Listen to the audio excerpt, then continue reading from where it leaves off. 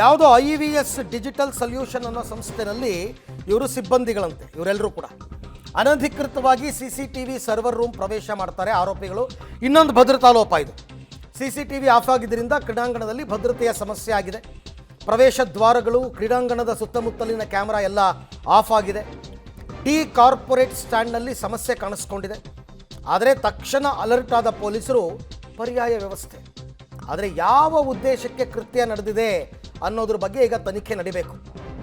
ಇವ್ರು ಯಾರು, ಇವರು ಬಂದಿದ್ದಾದರೂ ಯಾಕೆ, CC ಕ್ಯಾಮ್ರಾಗಳನ್ನು ಇವ್ರು ಆಫ್ ಮಾಡಿದ್ದು ಹೆಂಗೆ, ಸರ್ವರ್ ರೂಮ್ ಇವ್ರು ಪ್ರವೇಶ ಮಾಡಿದ್ದು ಹೆಂಗೆ, ಎಲ್ಲ ಪ್ರಶ್ನೆಗಳಿಗೂ ಉತ್ತರ ಕೊಡಬೇಕು. ನನ್ನ ಪ್ರಕಾರ ಇದು ಅತಿ ದೊಡ್ಡ ಭದ್ರತಾ ಲೋಪ. ಇದು ಅತಿ ದೊಡ್ಡ ಭದ್ರತಾ ಲೋಪ. ಹಾಗಾದರೆ ಇನ್ನೂ ಕೂಡ ಇವರು ಬುದ್ಧಿ ಕಲ್ತಿಲ್ವಾ? KSC ಅವ್ರು ಏನು ಮಾಡ್ತಾಯಿದ್ರು, ಪೊಲೀಸರು ಏನು ಮಾಡ್ತಾಯಿದ್ರು? ಈ ಬಗ್ಗೆ ಮತ್ತಷ್ಟು ಮಾಹಿತಿ ನನ್ನ ಕೊಲೀಗ್ ಉಮೇಶ್ ಅವರಿಂದ ಪಡ್ಕೊಳ್ಳೋಣ. ಉಮೇಶ್, ಈ ಪ್ರಕರಣದಲ್ಲಿ ಹಲವಾರು ಪ್ರಶ್ನೆಗಳು ಉದ್ಭವ ಆಗ್ತಾ ಇದೆ. ಈ ರೀತಿ ಬಂದ ದುಷ್ಕರ್ಮಿಗಳು ಯಾರು, ಇವರು ಕ್ರೀಡಾಂಗಣ ಪ್ರವೇಶ ಮಾಡಿದ್ದು ಹೆಂಗೆ, ಅನಧಿಕೃತವಾಗಿ CCTV ಸರ್ವರ್ ರೂಮ್ಗೆ ಹೋಗಿದ್ದು ಹೆಂಗೆ, ಅದನ್ನು ಆಫ್ ಮಾಡಿದ್ದು ಯಾವ ಉದ್ದೇಶಕ್ಕೆ, ಇದು ಯಾವುದಕ್ಕೂ ಉತ್ತರನೇ ಇಲ್ವಾ ಅಂತ? ಹಾಗಾದರೆ ಅರವಿಂದ್, ಸದ್ಯಕ್ಕೆ ಕಬ್ಬನ್ ಪಾರ್ಕ್ ಪೊಲೀಸ್ ಸ್ಟೇಷನ್ನಲ್ಲಿ ಶ್ರೀನಿವಾಸು ಮತ್ತು ಅಬ್ದುಲ್ ಎಂಬುವರ ವಿರುದ್ಧ ಈಗ FIR ದಾಖಲಾಗಿರುವಂಥದ್ದು. ಕಳೆದ ಶುಕ್ರವಾರ ನಡೆದಂಥ IPL ಮ್ಯಾಚ್ ಏನಿತ್ತು, ಬೆಂಗಳೂರು ಮತ್ತು GT ನಡುವಿನ ಪಂದ್ಯಾವಳಿ, ಅವತ್ತು ಮಧ್ಯಾಹ್ನದ ವೇಳೆಗೆ ಏನು ಕ್ರೀಡಾಂಗಣದಲ್ಲಿದ್ದಂಥ 240 CCTVಗಳು ಏಕಾಏಕಿ ಆಫ್ ಆಗಿರೋದ್ರ ಬಗ್ಗೆ ಪೊಲೀಸರಿಗೆ ಮಾಹಿತಿ ಸಿಕ್ಕಿತ್ತು. ಆ ತಕ್ಷಣಕ್ಕೆ ಹೋಗಿ ಪರಿಶೀಲನೆ ಮಾಡಿದಂಥ ವೇಳೆಯಲ್ಲಿ ಪಾರ್ಕಿಂಗ್ ಲಾಟ್ ಆಗಿರ್ಬೋದು ಮತ್ತು ಎಂಟ್ರಿ ಎಕ್ಸಿಟ್ ಗೇಟ್ಗಳು ಮತ್ತು ಡಿ ಕಾರ್ಪೊರೇಟ್ ಏನು ಸ್ಟ್ಯಾಂಡ್ ಏನಿದೆ ಆ ಜಾಗದ 240 CCTVಗಳು ಏಕಾಏಕಿ ಆಫ್ ಆಗಿರ್ತವೆ. ಆ ತಕ್ಷಣಕ್ಕೆ ಗಾಬರಿಯಾದಂಥ ಏನು ಆ ಭದ್ರತಾ ಸಿಬ್ಬಂದಿ ಏನಿರ್ತಾರೆ ಪೊಲೀಸರಿಗೆ ವಿಚಾರ ಮುಟ್ಟಿಸ್ತಾರೆ. ಪೊಲೀಸರು ಕೂಡ ಅಕ್ಕಪಕ್ಕದ CCTVಗಳನ್ನು ಮತ್ತು ಅಲ್ಲಿರುವಂಥ ಬೇರೆ ಬೇರೆ ಮಾಹಿತಿಗಳನ್ನ ಆಧಾರದ ಮೇಲೆ ತನಿಖೆ ನಡೆಸಿದಂಥ ವೇಳೆಯಲ್ಲಿ ಅಲ್ಲಿ ಕೆಲಸ ಮಾಡ್ತಿದ್ದಂಥ ಅಂದರೆ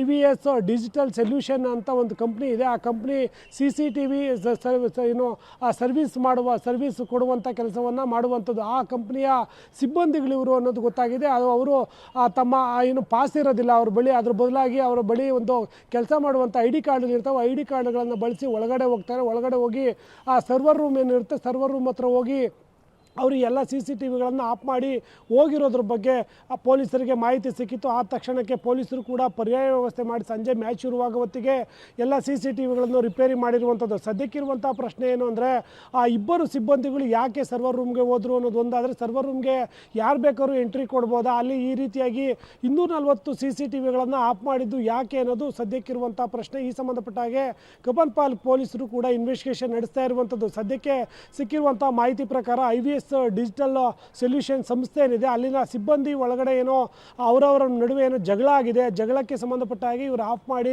ಅಲ್ಲಿಂದ ಎಸ್ಕೇಪ್ ಆಗಿದ್ದಾರೆ ಅನ್ನೋ ಮಾಹಿತಿಗಳು ಕೂಡ ಇದ್ದಾವೆ. ಅದರ ಬದಲಾಗಿ ಪೊಲೀಸರಿಗೂ ಕೆಲವೊಂದು ಆತಂಕಗಳಿರುವಂಥದ್ದು. ಆ CCTV ಆಫ್ ಮಾಡುವ ಹಿಂದಿನ ಉದ್ದೇಶ ಏನು, ಆ ಸಂದರ್ಭದಲ್ಲಿ ಏನಾದರೂ ದುಷ್ಕೃತ್ಯ ನಡೆದಿದ್ರೆ ಏನು ಪರಿಣಾಮ ಆಗ್ತಿತ್ತು ಅನ್ನೋ ಆತಂಕ ಕೂಡ ಪೊಲೀಸರಿಗೆ ಇರುವಂಥದ್ದು. ಆ ನಿಟ್ಟಿನಲ್ಲೇ ಆ ಇಬ್ಬರನ್ನು ಕೂಡ ವಶಕ್ಕೆ ಪಡೆಯುವಂಥ ಕೆಲಸವನ್ನು ಪೊಲೀಸರು ಮುಂದಾಗಿರುವಂಥದ್ದು. ವಶಕ್ಕೆ ಪಡೆದ ನಂತರದಲ್ಲೇ CCTV ಆಫ್ ಮಾಡಿದ ಉದ್ದೇಶ ಏನು ಮತ್ತು ಅವರು ಆ ನಕಲಿ ಏನು ಫೇಕ್ ಕಾರ್ಡ್ಗಳನ್ನು ಬಳಸಿ ಒಳಗಡೆ ಬಂದಿದ್ದು ಹೇಗೆ ಅನ್ನೋದು ಗೊತ್ತಾಗಬೇಕಾಗಿದೆ. ಅರವಿಂದ್.